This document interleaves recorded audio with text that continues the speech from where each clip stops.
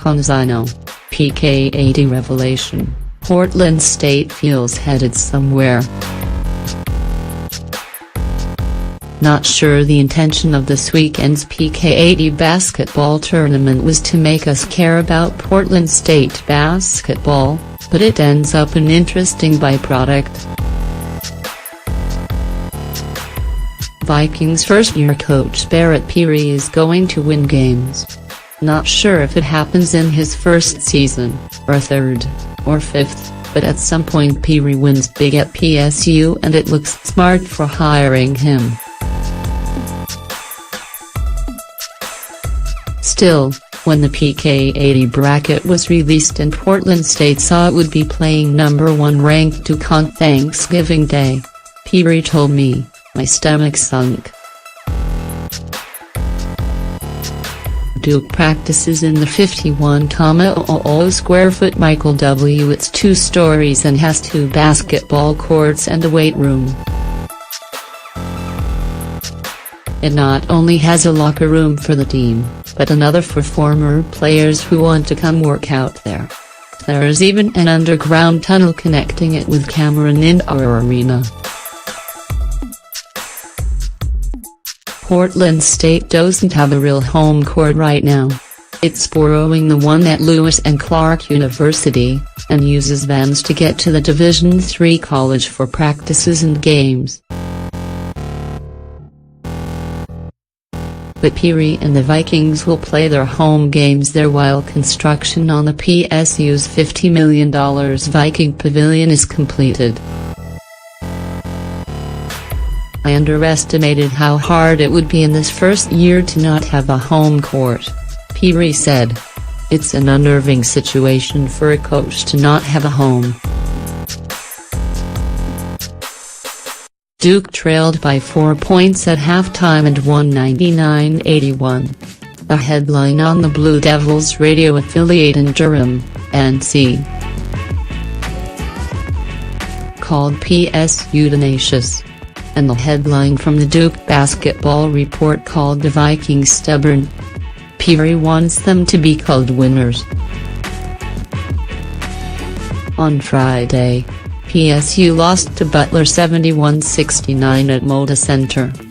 But it was the kind of game that, again, made me wonder if Portland State might be about to turn the corner in men's basketball. It's not that Portland State has been dismal in the sport.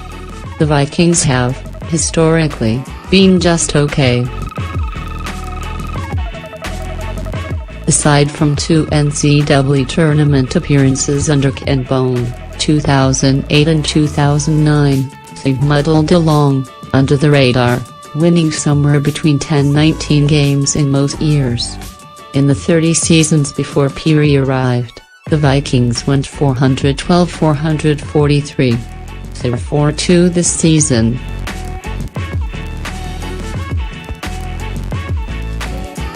If you're constructing a model in which Portland State wins big in a major sport, basketball would be the smart bet.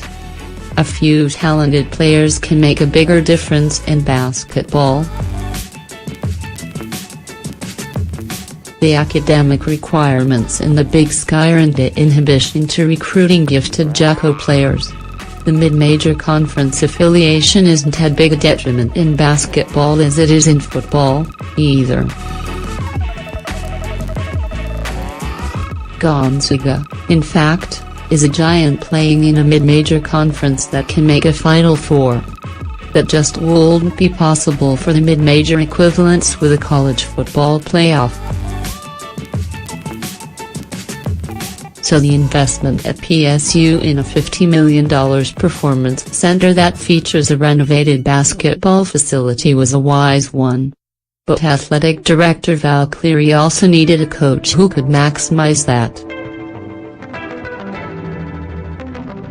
She hired Peary, a guy with strong ties to the JUCO basketball world, and someone who worked at PSU as an assistant more than a decade ago under Heath Schroyer.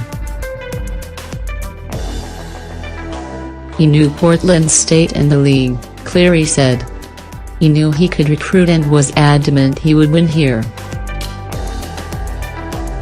You saw it on Thursday against Duke, especially in the first half. Then again on Friday, with the Vikings down by 2 points with the ball in the final seconds. I thought they just knocked us back the whole first half, Duke coach Mike Krzyzewski said. We were in a reactionary mode the first 20 minutes.